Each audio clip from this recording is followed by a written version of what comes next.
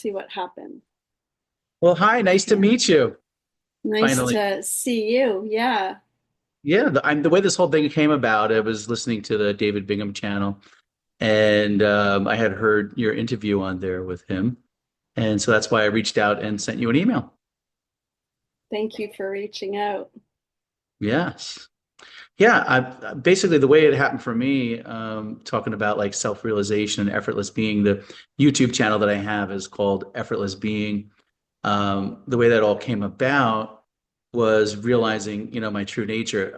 Up to this point, before I had learned it, I just thought I was this separate person called Rob, with his story, and then I kind of saw through it that it was just like a string of thoughts, that was saying that I was separate and I was this limited self. And so I was listening to The Secret by Rhonda Byrne, and then I was into like manifesting, that kind of thing, like creating your own reality, like your thoughts turn to things, and kind of appealed to me. It's like, oh wow, I can make a better life just by manipulating my thoughts and thinking positive. And but I tell you, that was a lot of work. It was a lot of work trying to like manipulate the thoughts, and a lot of Yeah. it was just like this has got to be a better way than this. And then it was like a lot of letdowns too, because like you'd have like this image of how things are supposed to turn out, and trying to control outcomes and all this crazy stuff. And then she came out with a new book called The Greatest Secret. And so Rhonda's book in The Greatest Secret was talking about your true nature. So she had all these teachers in there, like, Rupert Spira. I'm probably saying some of the names, David Bingham was in there. He was like one of the premier teachers. And I think they had Eckhart Tolle, some of his quotes in there as well. Muji, another one. There was like a few different Francis Lucille. Francis Lucille was in there as well. I've Yeah. listened to some of his Yeah. talks too, which are very good. Yeah. Yes, they had a bunch of different ones in there. I think Sailor Bob was in there too. But yeah, there was a Mhm. bunch of them. But anyway, so David was in there, and Rhonda had said, well, she learned her true nature from David.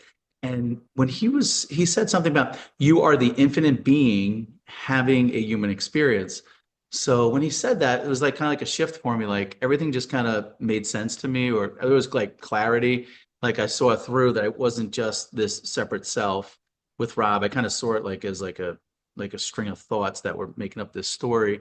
I kind of saw through it, and I kind of always knew that I was the infinite being. I always kind of knew that, so I kind of like saw through it when he said that you're the infinite being having a human experience. I knew I was still having this human experience, Yeah. but I was so identified with the character in the story that I did. That's all I knew was just that. I didn't realize that there was this Well, perfume it's of so peace. convincing. Yeah, right. It really is. And I'm like, but it was right here the whole time. Like I was just kind of just overlooking it. Yes. Yes. Very similar experience. Yeah. Tell me more about how your experience was. Well,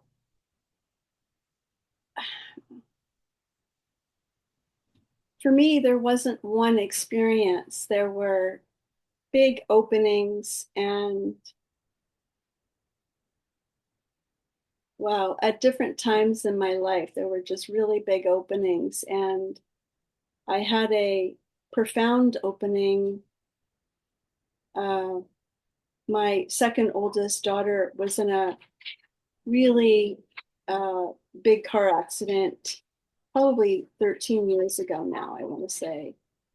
And in that moment, it was one of those worst phone call, worst moments where we're away and we get this phone call that there's just come home. That was the language they were using. Oh And boy. we all know what that means on the Mm, planet, right? No one's yeah. telling you. The hospital wouldn't tell us she'd been airlifted. We're hearing all this language, and in that moment,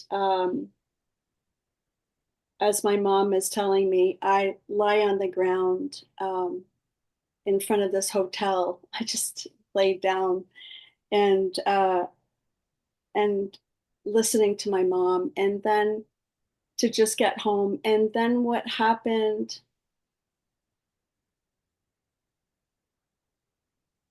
it was a series of things that happened, but ultimately what happened is I just went out of my body into the white light. Wow. And yeah, so it was really um, something.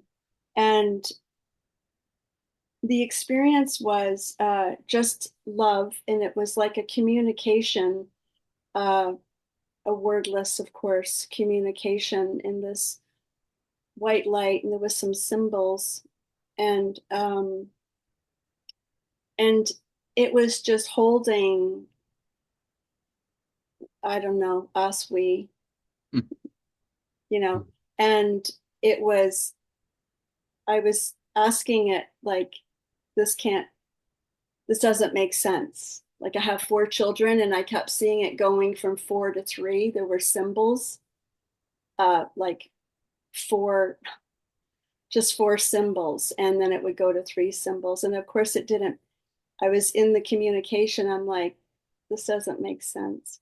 But there was just a holding of, we'll see, a Right. wordless like holding, and it was beautiful. And um and what happened, Rob, was I just blew open, and in that, what that looked like is we flew home, we went to the hospital. I was in love with everything. I was in love with the machines. Oh, wow. She's doing great. She's amazing. Mm. She not only survived, but she's amazing. And but the experience that I had was absolute fearlessness after that, and just pure love. Someone would bring me a tea and I would just be filled with this beautiful love. And It's beautiful. yeah, it was like that. And that lasted for about a year. I Mm. want to say about a year. Outside of two or three, there might have been, I'm recalling two incidences that I got activated back into uh, identity. And and then, so that was a, when that got activated, I it's kind of funny. Someone stole my parking place and I lost my shit.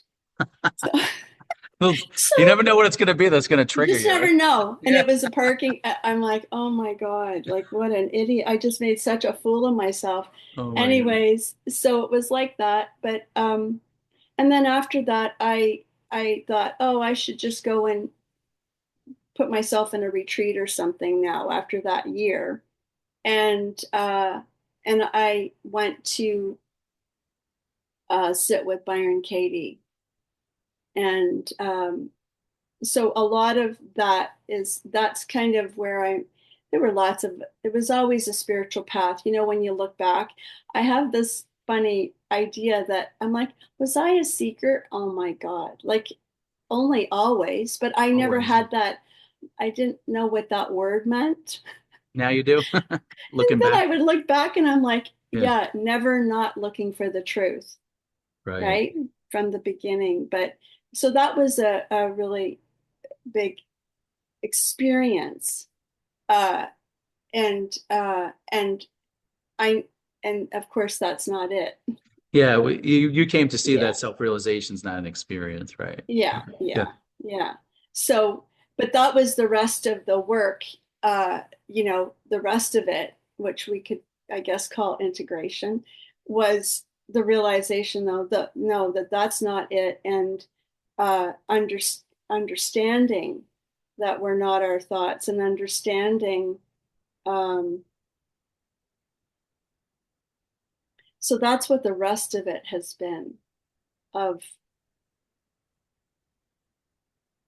you know, experiences, and then having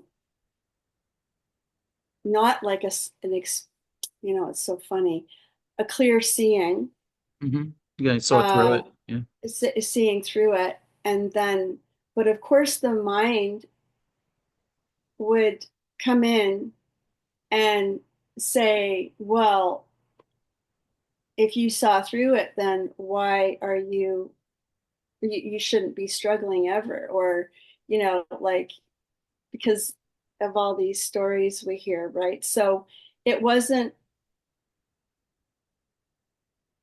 so there was lots of clear, I would say, clear seeing, and then activation, and clear seeing and activation, which is what I loved about the work of Byron Katie. I just it had a way at the time, um,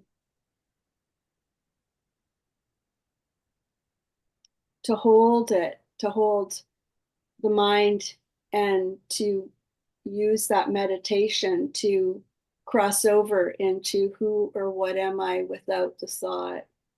And that held me and unraveled, I would say, the rest of it. Um, and then, like you, I had come across the secret, or the greatest secret. And I had known about that book. And then I was interested in when she was speaking to the moment of her realization.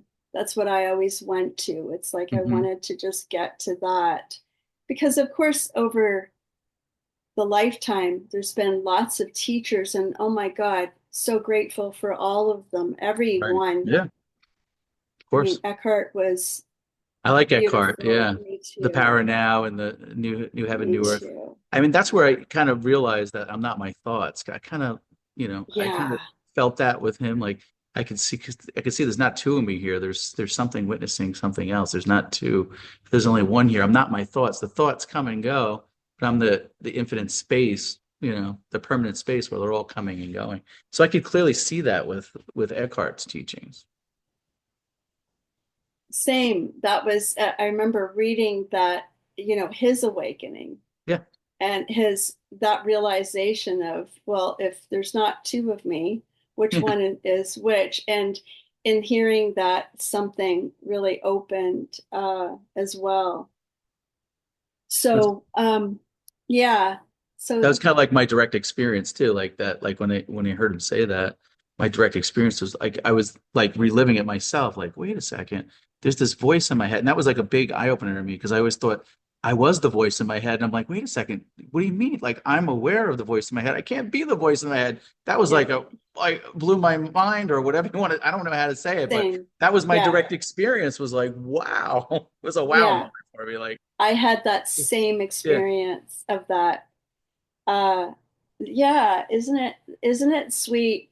As I have listened to a couple of um, uh, your interviews with Romney, Romney and Romney, and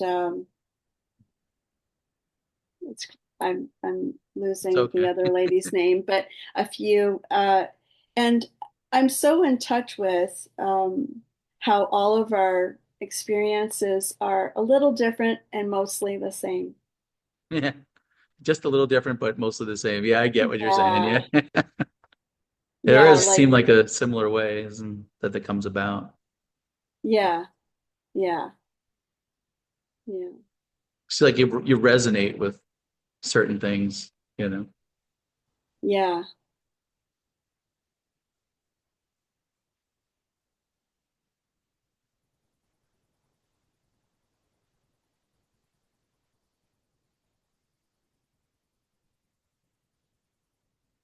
It's so sweet to have the community, like the conversations.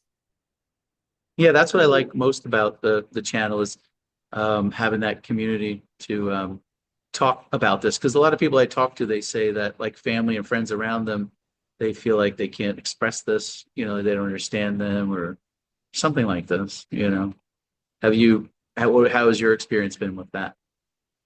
with family and friends. Yeah. Well, I have a few friends that are have realize their true nature. So I am grateful for that. My husband's very clear, so that is really um, a blessing. Sure. It's it's sweet because we share the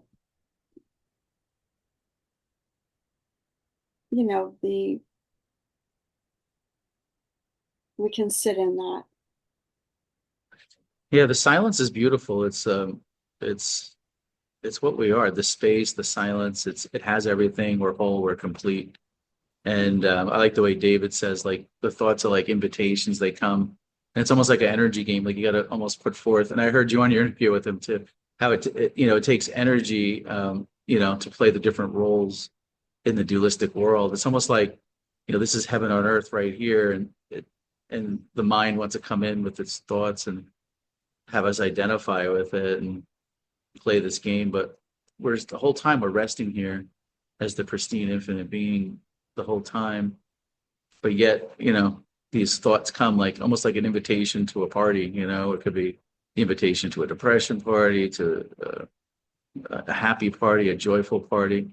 And in my interviews that I've been doing with people, a lot of people can relate to what David's saying about the invitations, and at the same time, declining the invitations. And there've been a lot of clarity. But declining the invitation doesn't mean that we like an invitation for, say, a depression comes up in this space of being. It's not that we're pushing it away, or we're resisting it. We're allowing everything to come and just be with it. We can be with the depression. We can be with the joy.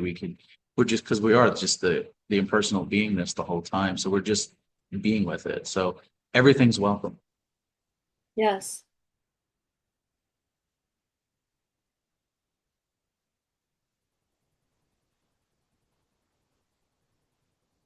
What I'm noticing more and more is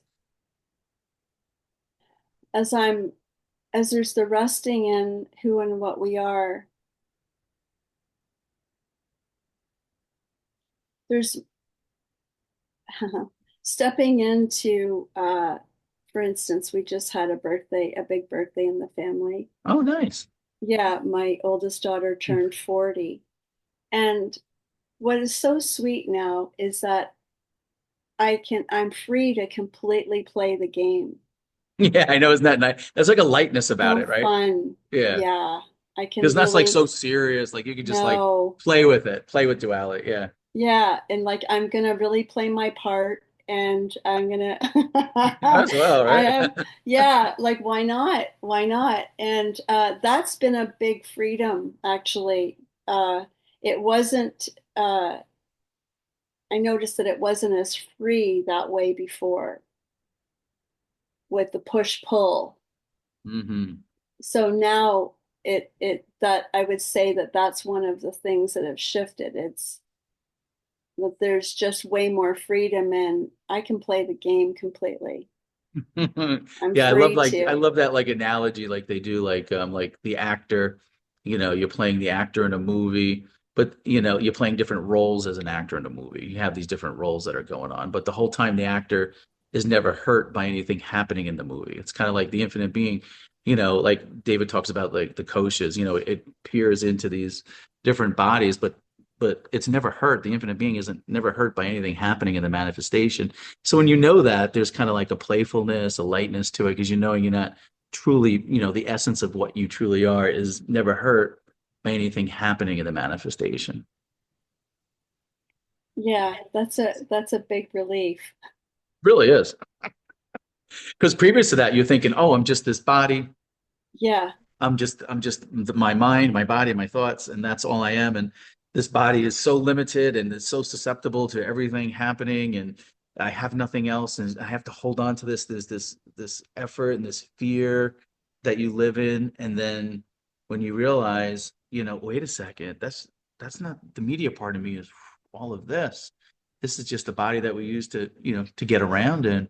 We're not just our body. We're the infinite being. We're the that's always been here. And I always get people to like when I'm doing the calls, like just to look at that infinite being, look at that infinite consciousness. And I always say, when we just stop and pause our thoughts and we're just right here, right now, and you turn back on the infinite being and you ask like, this infinite being, can it get sick? No. Can it get depressed?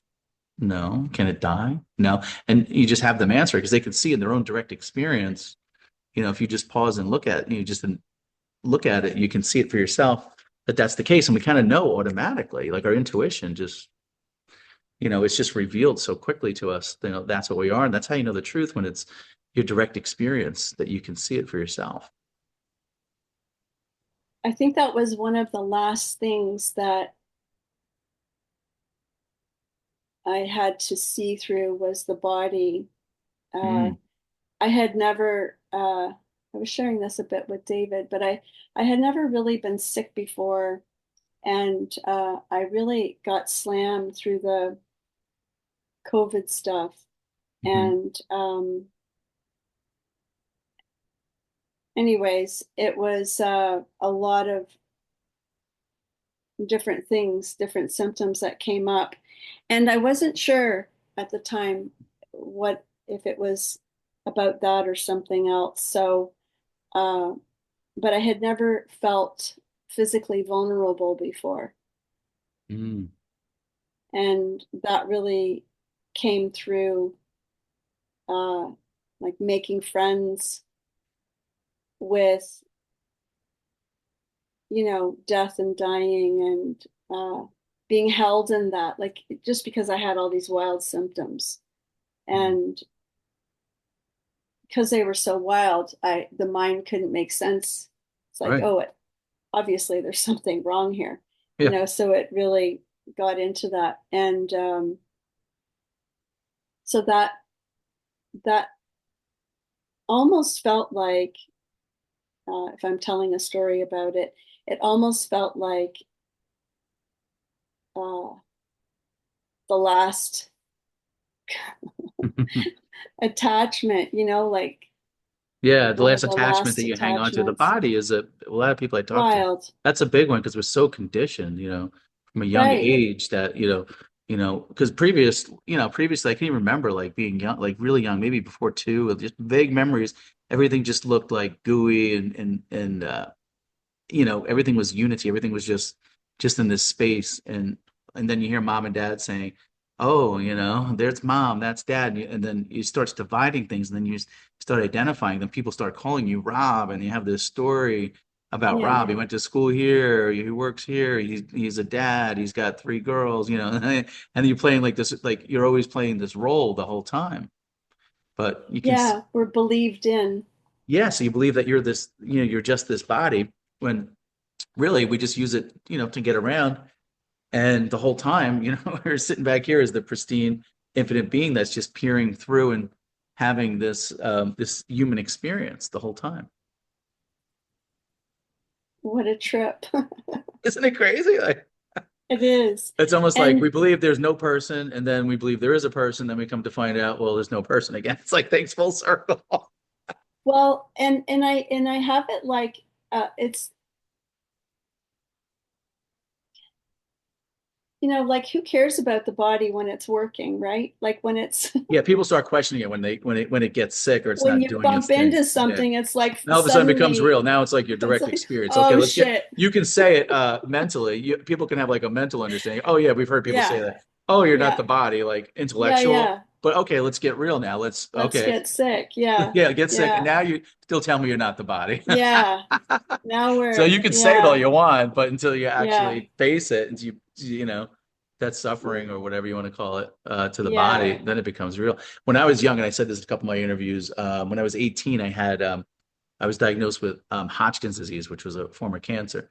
So I can remember going through that. You sit in the doctor's office, they tell you have cancer. It's big for a lot of people, Right. like the body. It And is. then they make you go for chemotherapy, and then you go. I went through chemotherapy for 6 months, so I've been through that whole thing, during it. So I can see that identity with the body. That how when people get sick, I can see the mental suffering because the thoughts would come and say, "Oh, you're going to die," and you have like this fear, and then you feel the pain, and the mind's like torturing you. Oh, this you can die any minute. It's like this suffering torture that people go through.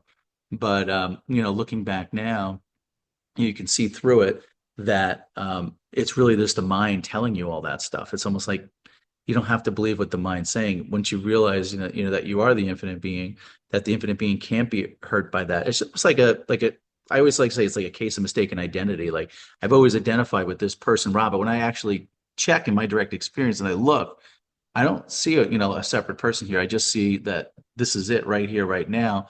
What I can tell you for sure is that I'm awake, I'm aware, I'm conscious. Like I know that for a fact. And when I self-inquire about this consciousness, I say, can it get sick? No. Can it die? No. Like, like I know that. So I know, and I know I'm aware of this body. I always say to people, like, you have like consciousness and you have your body, So if you get rid of your body, what would you rather get rid of, your body or your consciousness? Obviously, if you get rid of your consciousness, there's no body because the body appears in this space of consciousness. So consciousness has to be there. So the consciousness is aware of the body. So how can you be the body? So it's like a mind trip. It's like a thought game that's going on.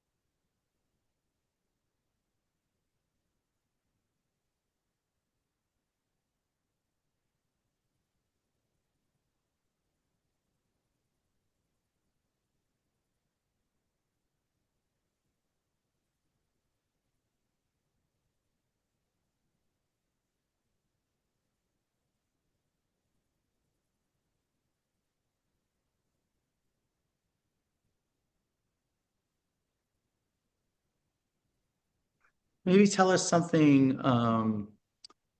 So when I listened to your interview, that was like 6 or 7 months ago, you talked to David. Have you talked to him since, or? Yeah. Well, I went on the call, the group call. Oh, I like those group calls. I'm on that too. I like that. Yeah, yeah. And so I haven't spoken to him since. I've just been, noticing and listening to the other talks, which I really love Hmm. And I like getting those because emails too. You get those emails from him. yes, We just yeah, got one today, actually. It was pretty cool. it's very sweet. And, every time I hear a conversation, there's just this knowing that it's all us. Like it's just, that's me. Yeah, you can see to it. Yeah, That's it's that, really good. that's Yeah. that. Yeah, there's only one. And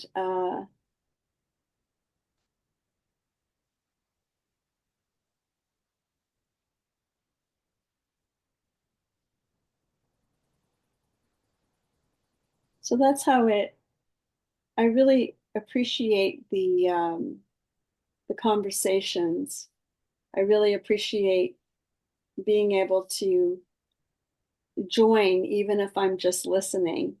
And then, of course, on the Zoom call, it's again, it's really sweet to be a part of it and to listen to,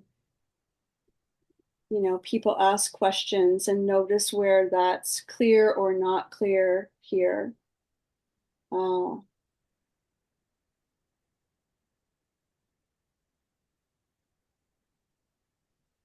I guess what they would call integration, just continuing to, Yeah, maybe say something about integration. 'Cause a lot of people on my channel, some of them are self-realized, some of them, are still seeking. So for those that we're all kind of self-realized, whether they realize it or not. But maybe say something about integration, like integrating it into your everyday life, and maybe tell us something like what is it, what is a day-to-day life like for you? Well, the experience of integration is just noticing where there's still concepts or challenges or identification running, and seeing through it. So seeing through what's left, Mm. which in my understanding is it's we're it's always deepening. Yes, that's very clear. So your day-to-day life, are you working? Do you do career? Do you? Yeah, so I work with people online.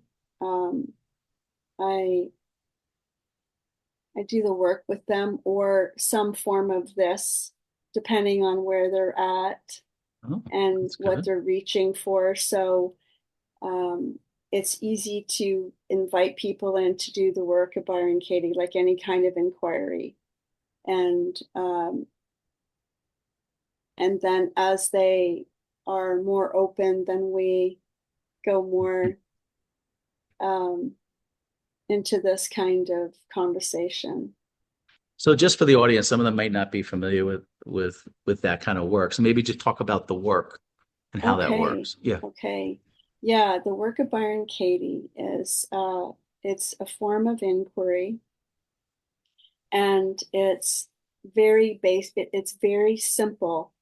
So, for instance, when I first heard about the work, I read it and my mind went, "Oh, that's cognitive behavior therapy," and it dismissed it. Yeah, I remember you saying that on David's call. Yeah. Yeah, Yeah. which is funny because the experience of doing the work is so it can just go as deep as you can go. The Mm. experience of it. There's been amazing. Uh, it's so generous. Like it, you can.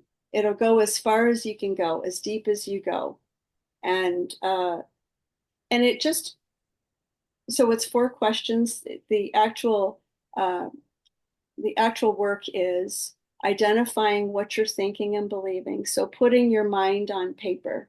Oh, I like that. And so if you have a stressful thought, because that's what we're interested in questioning. So, they don't care about me, for instance, if you have an Yeah. example of that. And you sit in that moment in time. So you write it down. And then you sit in that moment in time when you were believing that. And you put it up against four questions, which are: is it true? Can you absolutely know that it's true? How do you react? What happens when you believe the thought, they don't care about me? And who or what are you without that running, without that thought? And after you move through the four questions, each question is a meditation on its own. And when you move through the four questions, then after you take that original concept and you turn it around to the opposites. So they do care about me would be one. And then you sit in that meditation and, I don't care about them um, would be another turnaround. So it's a way to, um, in my experience, it's a way to go from suffering to unraveling.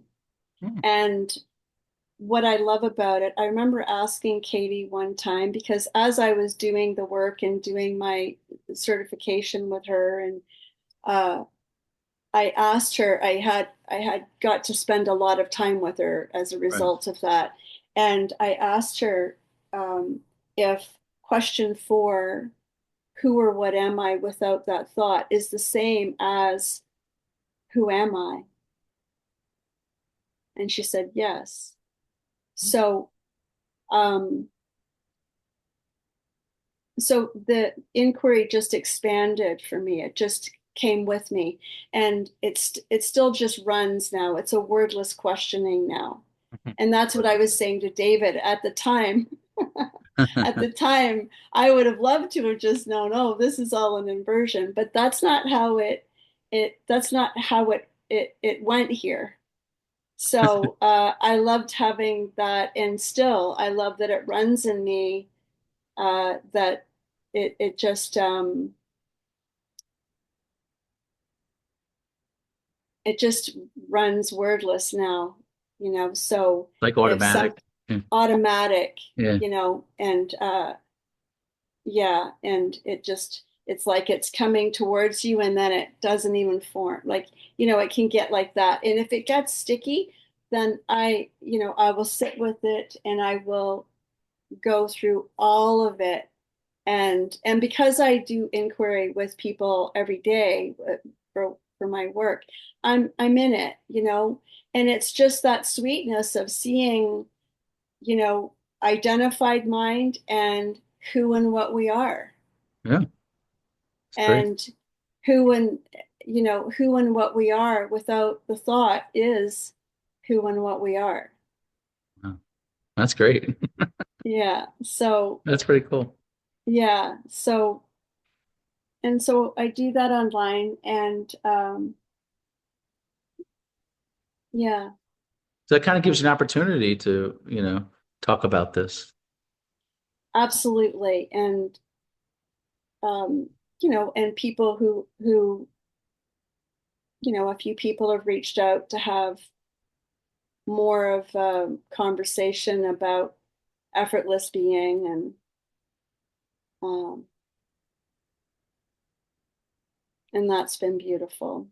That's great. So just for the audience, effortless being, how would you say, talk about effortless being, what that is?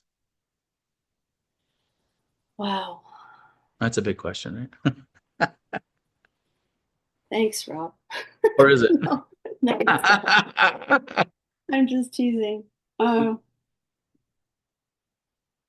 They got me wanting some water too, so I'm gonna grab my Yeah, Stanley. My wife got me this really cool Stanley. It keeps everything cold.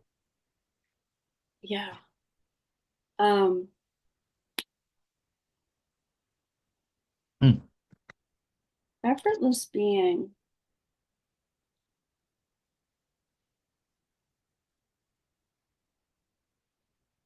It's just being. My favorite word is being. Yeah, that's what we are, right? It's my very favorite word.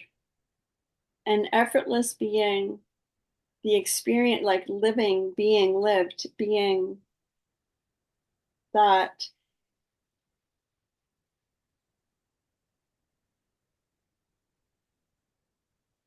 it's wordless, but I'll give it a little try.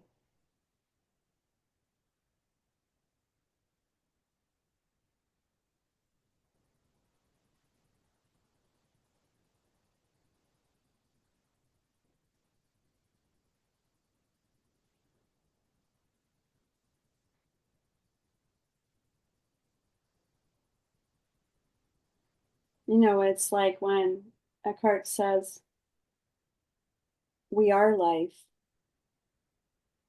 We are Mhm. that. We're not separate from that. We're not living life. We are life. Yes, that's beautiful. Takes no effort to be. We're all that beingness, that oneness, that unity consciousness. Maybe say something about unity consciousness.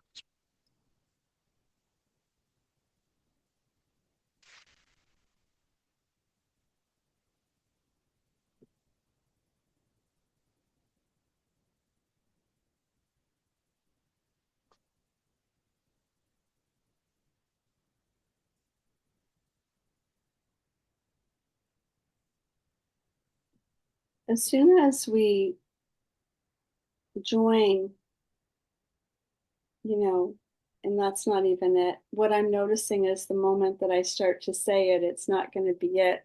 Yeah, it's can only point to it, right? Right? I can point to it so it's like as soon as we enter into the conversation of it, it's already happening. Hmm. It's already been happening. Like, you know, there's this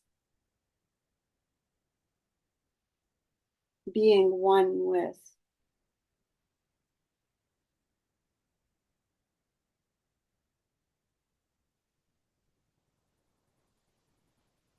like, our two voices are seemingly separate, but we're sitting and we're joined in this effortless being and effortless noticing of the two voices appearing in infinite consciousness. That's beautiful. And what I love about my work is I sit in that, like you. That's great. Yeah. What a blessing. What about for you? How would you Oh, say it? effortless being is just our true nature. It's just we can't help just to be. So we're all this one beingness, and it's just effortless, and it doesn't take any effort. Anything that we say or do beyond this, you know, is requiring effort for me to even talk right now, or to even have words Yeah. or to move the body. It's all requiring effortless. But our true nature is always silent, spacious, and effortless. It's expansive. It's always here. Um, it's all one. It's all unity. It's just this space of beingness that we all are, and it's effortless. So there's really nothing to do, nothing to even really say. We can just really just sit here in the silence and just be beingness, and that would be in our true nature to do that. And that's beautiful too. But the fact is, we're still, we're the infinite being, but we're still having this human experience. So even the experiences come and go. So it's almost like our intuition kind of takes over. Like we're all resting in this effortless being, and then all of a sudden, the intuition may give us a thought, and usually the thoughts that are coming from intuition or from our true nature, they always feel like in our bodies, they feel expansive, right? Whereas, the ones coming from the dualistic mind, those feel constricted and you feel very limited. So you can kind of feel it in your body, in your energy body. You Yes. can you can feel, which way you're being pulled. But if it feels like easy, effortless, that's just like your intuition, your true nature. Just that's what prods you to move with effortless being. And so then you can still have this human experience. And it's beautiful. It's beautiful when you just sit in this joy of effortless being because it's whole and it's complete. And previous to realizing this or seeing through this, self-realization, awakening, these are all pointers. Previous to seeing that, it takes a lot of effort, to be this separate person and play these roles. And it's just so nice now because now it's just easy and effortless, and everything takes care of itself. Like we're bringing everything that we need appears to us right before us because we are everything. It's all happening in this space of beingness, and it's happening effortlessly. I don't have to work hard and strive and do all these things. They're all being delivered to me effortlessly when you just kind of get out of the way of the effortless being of infinite intelligence, of infinite love. It just flows through you in this space of beingness. It's almost like everything's happening within you and it's just flowing effortlessly. And then when you put up resistance to the flow of life, which you are life itself, when you put resistance to it, that's where like the suffering and the hard work and the strife and the problems come into. But the fact is, we're all remaining here on paradise on earth, on heaven on earth. It's all right here when we just rest as what we are, the pristine, infinite being, effortless being. It's only when we start getting involved in the resistance of it and the resisting things and trying to control things or being attached to the things within this space of beingness that we suffer. Whereas when we just give up, or I should say surrender, when we surrender to what is, the effortless being is always there. right in the background. It's been there the whole time. We're out there as the character doing all these things, but the effortless being is already at peace.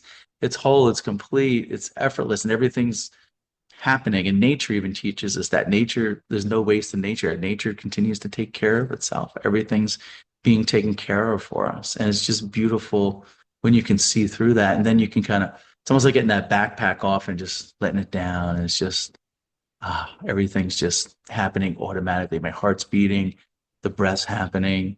What's needed in this moment is happening. It's all just happening effortlessly. It's only when I identify with being a separate person or trying to control things or being attached to things, if I can just let it all go and just surrender to what is, you can rest as what you are, effortless being.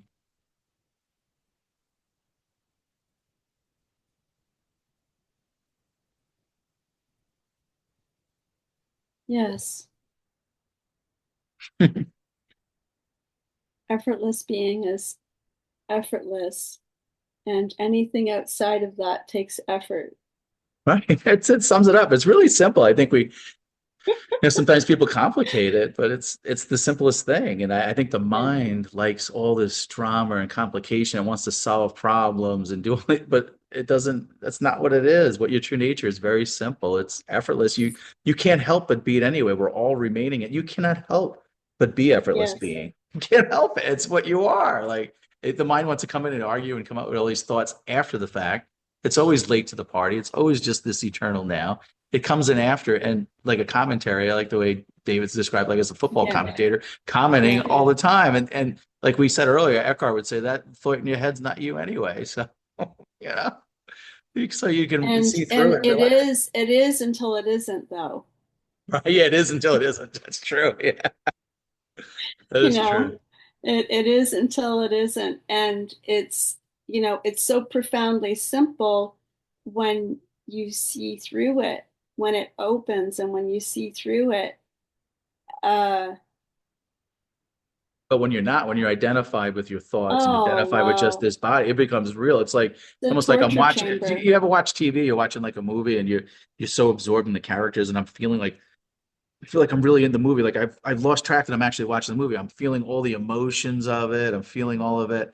And then sometimes like I'll just wait. Oh, wait a second. I just sit back. I'm It's like, just a movie. it's just a movie. What am I getting all? I'm okay. Okay. I'm all right. I'm okay. It's all good. It's crazy, Yes. right? It's almost like that's how it is in this world. Like you can get so like caught up in the character in the movie and think it's so real, but once you see through it, some space opens up and you can see through it, and then you can kind of just like come back down and relax.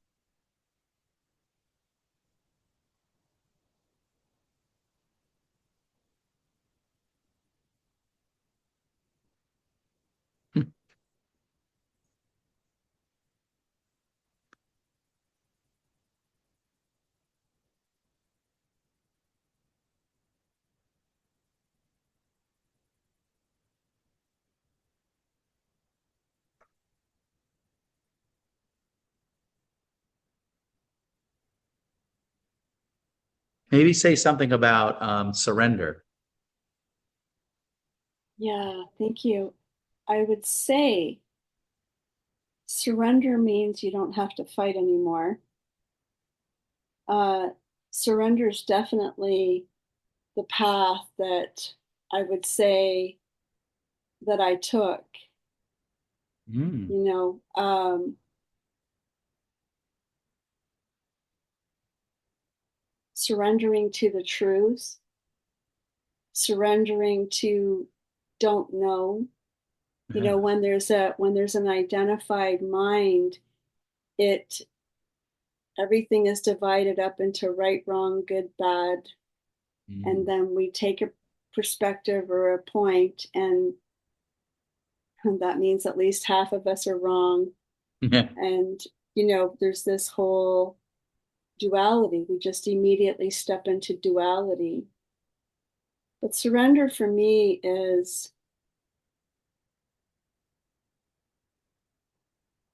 seeing through it, being open, having an open enough heart and mind to want to know the truth and to be willing to not know,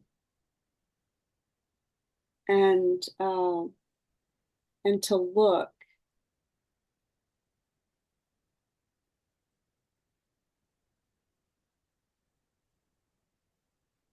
And, before it opened, I would say that there was this, the path of surrender, I would say began with pain being the sharpest instrument Mm. to make me really interested in surrendering. Yeah, right. It's up to that point. You would not surrender. Right? Everything's going I'm great in just your arm life. You're wrestling. not going to I'm arm surrender. wrestling. Yeah, exactly. um, but pain was, mental, spiritual, emotional, the world, whatever concepts I had running. And that's really it, isn't it? It's like we're believed in, and then we believe we're a person, and we're this gender, and we live in this country, and like it's all concepts. And then those concepts are painful. So the path to surrender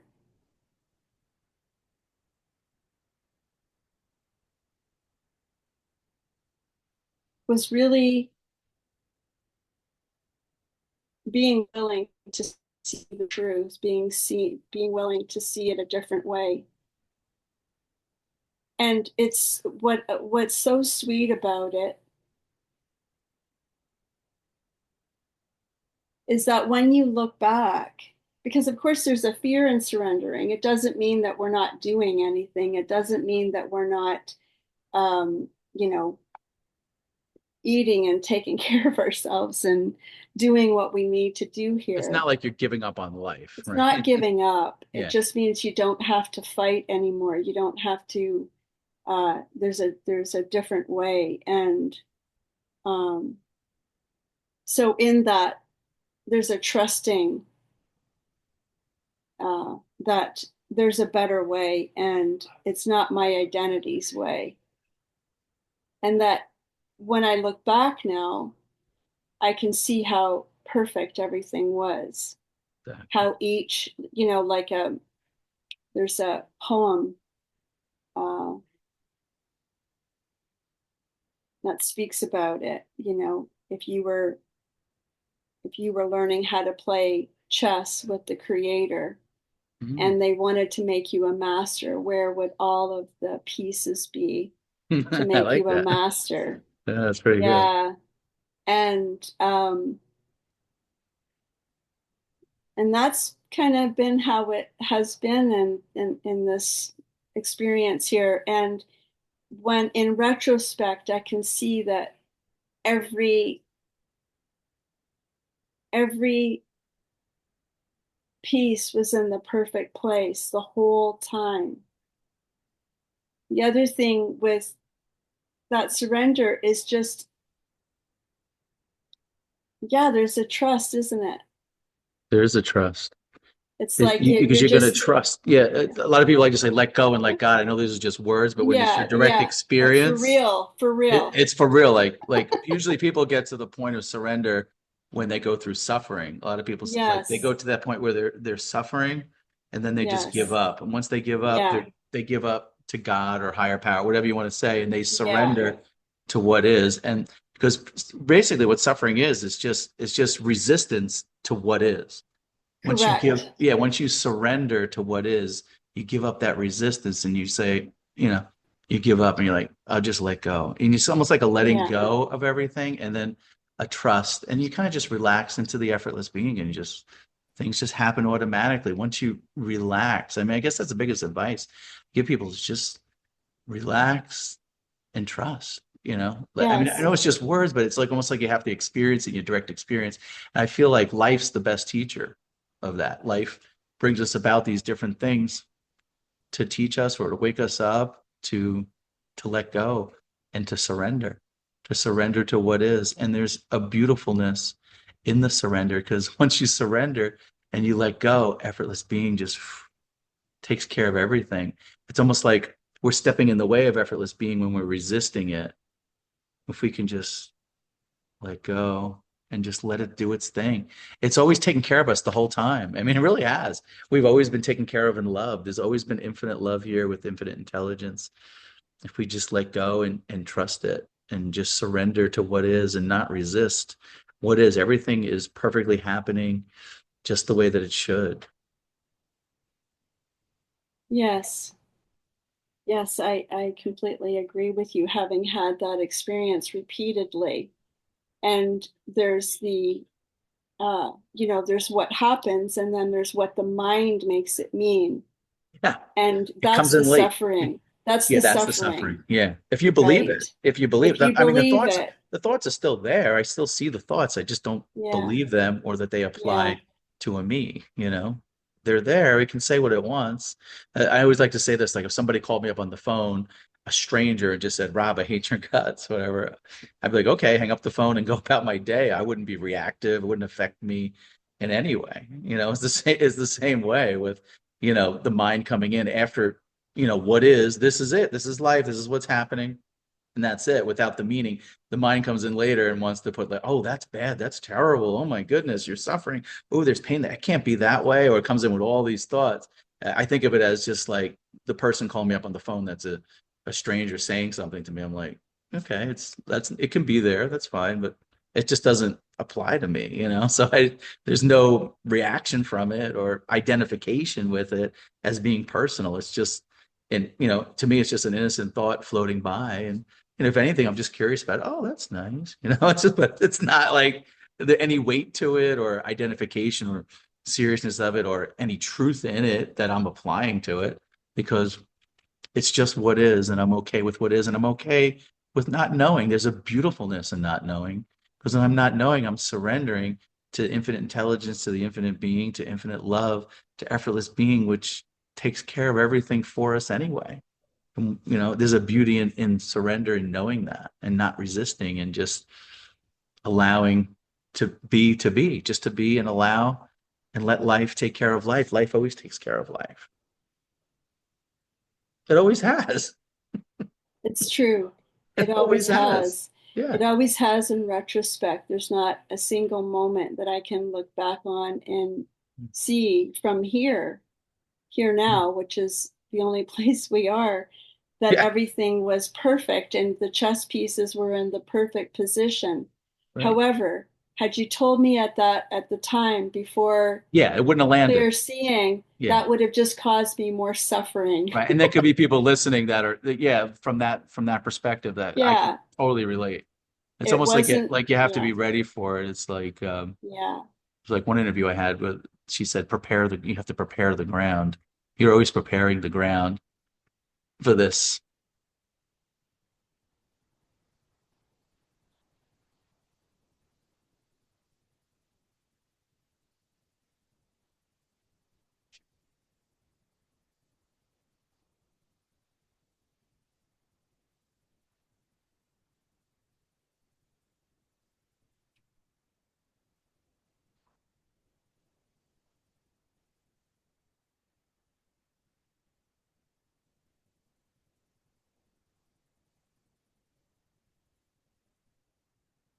So I think I heard you on David's call. So you have kids. How many kids do you have? Four. Four. Okay. And 40 is the youngest or the oldest? 40's the oldest and Okay. 30 is the youngest. Okay. I have a 28-year-old, 17, 18, all girls. I have three girls. Oh, Yeah. Yeah. One son. Yeah. and And the how do they take to this? um, if it comes up, when it comes up, Hmm. like I'm just mom, like, Right. Yeah.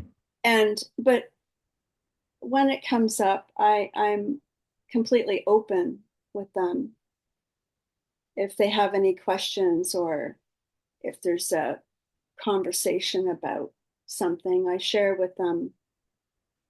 And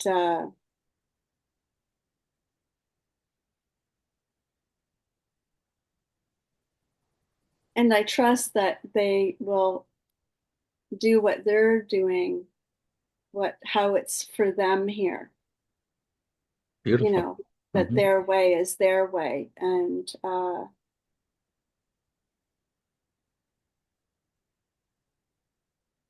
yeah, like if people it's no different as I'm trying it on in that question, it's no different than it is with anybody else that way, that uh they might argue that point as I'm hearing me say that. They might do a whole skit on eat organic. What does mom say? You Yeah, know, right, right. be like they'd have a whole Yeah, so if I skit. got them on the phone and interview them, they would tell me that. Yeah, they'd have a whole skit on, is it true? Is that thought true? Is that, yeah, They because would you go have a through the Byron Katie whole, stuff. Yeah. yeah, yeah. But in that, honestly, like at times when they've been upset, or going through whatever, um, they're very open in that they don't hold back. So they would tell me, don't ask me those questions, or To be don't straight up with ask you. me if Yeah, it's true. yeah, Absolutely. yeah, yeah. And so they know if they want to discuss something, I'm here. And I there's a knowing that however it is for them, they're being lived as well. Right, exactly. We're being breathed, we're being lived, Yes. and that's their, what do I know? Right. What do I know about how it's supposed to go for them? And that was as the mom identity was really the hardest one for me. And it's just so sweet. It's so much sweeter without that running the Mhm. show, you know. Can they notice that difference now? Do you kind of like give them that space where they can, you give them like that space where they can be without the control or the of mom or the, you know what I'm saying? Like that conscious parenting. Like do they sense that, or do you see that from your angle? Like, oh, I'm just kind of like, I don't know. I just find with my, the reason why I'm saying is with my kids, I just kind of, I noticed that what I did was before I try to control them and give them the ideas and like, how I think they should be. And now it's just kind of like it's total opposite. Now I just give them the space to let them make their choices, do their thing. I'm here as dad to support you. I'll guide you a little bit here and there, but basically I'm just letting infinite intelligence or life, I'm just providing that space for them to do it, like a non-judgmental space for them without any agenda on my part. It's almost like a giving them that freedom to do that. Do you find that like with since knowing this or whatever? Yeah, I would say,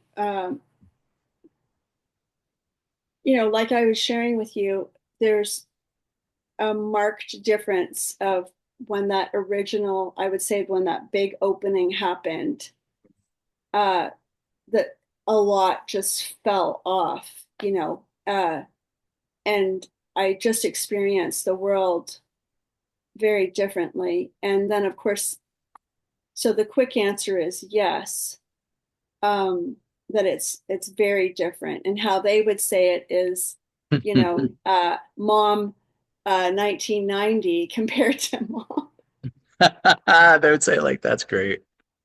Yeah, because of course, before all of this, I was uh, you know, I was full of identity, and it was all right and wrong, and it was all this, about protecting them, and don't do this and don't do that, and you have to blah Yeah. blah blah, and it's that thing where you raise your children to be, I always wanted them to be strong and independent, but not with me. Right. Not with you. That's funny. Right? Be Yeah. free, be strong, but Yeah. But not don't with get me. hurt, don't, not with me. Yeah, Yeah. something like that.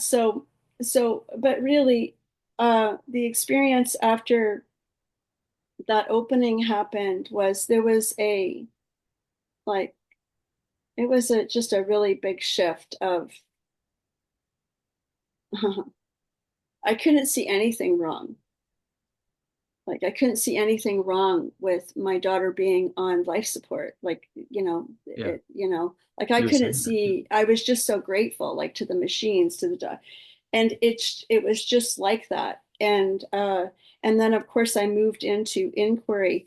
And the beautiful thing with that is that you're in that experience, in that meditation, you're always looking at, you're really sitting in the opposites of how this could be truer or truer. And in that experience, the direct experience is landing in don't know. Right. You don't And know. who I Who's there can't to know know? Yeah. what's best for me. Right. And if we go back to that chessboard analysis, it's like every single thing, what if every single thing I went through in the story, every single near death experience with my daughter, what if every single thing was exactly what took me to realization? Exactly. Yeah. That's So, beautiful. Yeah. how could I know Yeah. You what don't. was good or Yeah. bad for me Yeah. or them? Right. That's why you trust. Yeah. So, that's been the experience with it of um, I even find now, like when I look at people that are suffering, it's almost like I don't see them in their suffering. I see them as the infinite being. I see them in their perfection. I see them in their health.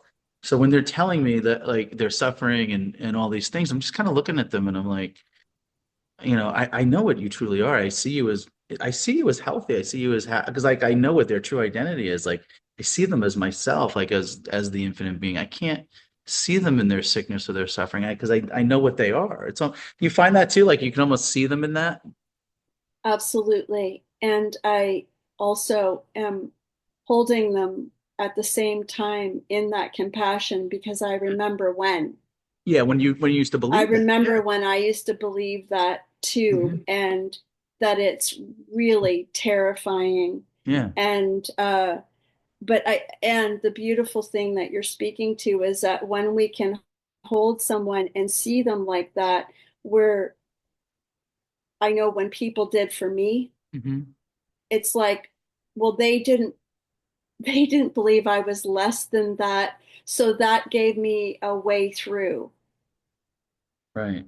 It's funny. I was having a conversation with a man, and he went through cancer, and he was going through cancer, and he was suffering, and he was telling me his story, what he was going through, and you could see he was so identified, um, with being sick and suffering, and the doctors telling him like, you're sick, you're going to suffer, you're going to die, and all that, and Yeah, you could see the pain and the stress and the fear, in this man. And I just kind of just looked at him and I just said, I see you as healthy. I see you as happy. I see you in your perfection. And then he just started crying. He was just like, he's like, because nobody's ever really said that to him. Nobody's ever held him in that light because he's been told his whole life that this is the way it is. And he had all this years of suffering that he was dealing with.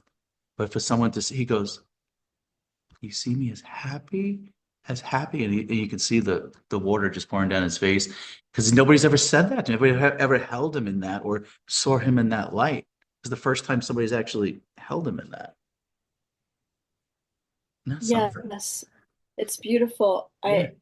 I have the same experience with when people, you know, tell me their story, and a lot of times what'll come through is there's absolutely nothing wrong with you Yeah. other than what you're thinking and believing, Yes, that's it. Isn't that crazy? isn't it?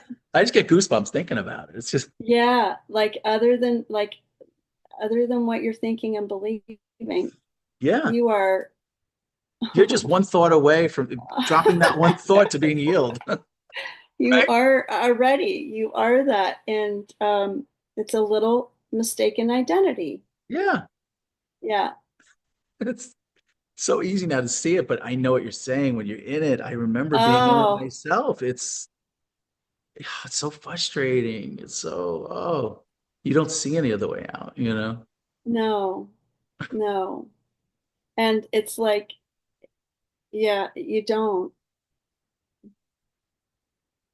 And I love that, people are having these conversations. And when I think about like, now what's available Right. of people popping online and listening to Yeah. talks, and oh my God, like what luxury, I know you that I'm know, telling you, the technology is great.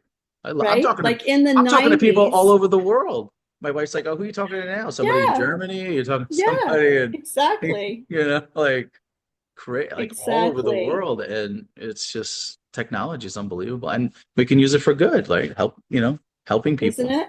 Yeah, It's so beautiful. And access to just all of the spiritual teachers, all of the texts, yeah, all of the it's beautiful, I'm and people can find what works for them. And I love that. I love that, you yeah. know, when you just glance back of having to figure out what people are reading and going to the library or Yeah, now it's just right online. You can right. YouTube videos.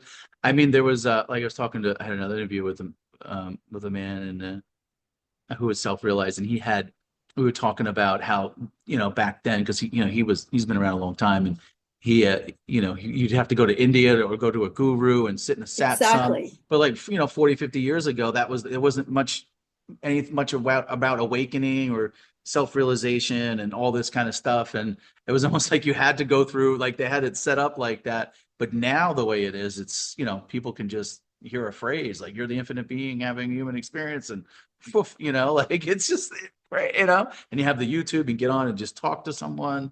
You don't have to go to India and do the satsangs and and all that stuff. Isn't it amazing how it just It sped really up, or there's is. like an awakening or something. I don't know, something Yeah. with the Yeah. technology. Yeah, it's beautiful that we can do this. And I'm noticing at the same time as we're saying this, how I didn't know any of this language about any of that. And even in spite of that, it really went from here to there. And then I was told this at this group or that at that group, or then I heard about this teacher, Right. didn't even know about non-duality. Like Yeah. it was like, the breadcrumbs were given every step of the way. Yeah. And, you know, Perfect timing. div- Yeah. divine timing Now, just for the the audience whole listening, time. non-duality, how would you speak to non-duality? What's that? Like if somebody's Oh, listening, like, what is this non-duality we're talking about?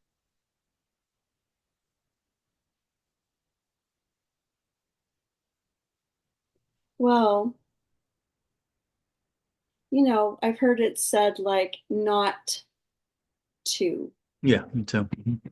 and not, it's like beyond right and wrong, beyond good, bad, right, wrong, beyond that.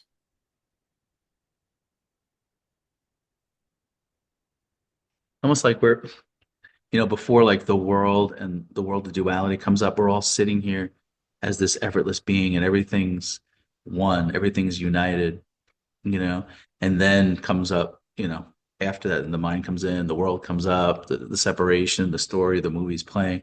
But when we're just sitting prior to that happening, we're all sitting as the one infinite being, just resting as effortless being right here, right now, before it even happened. It's all, everything's arising effortlessly and neutrally, equally. All the Yes, images, all the body, everything's just coming up into this space of beingness that's within us prior to language, prior to prior to language. thoughts, prior to I. Yeah, prior to the I coming up, the separate I. Yeah, that silence, spaciousness. It's beautiful.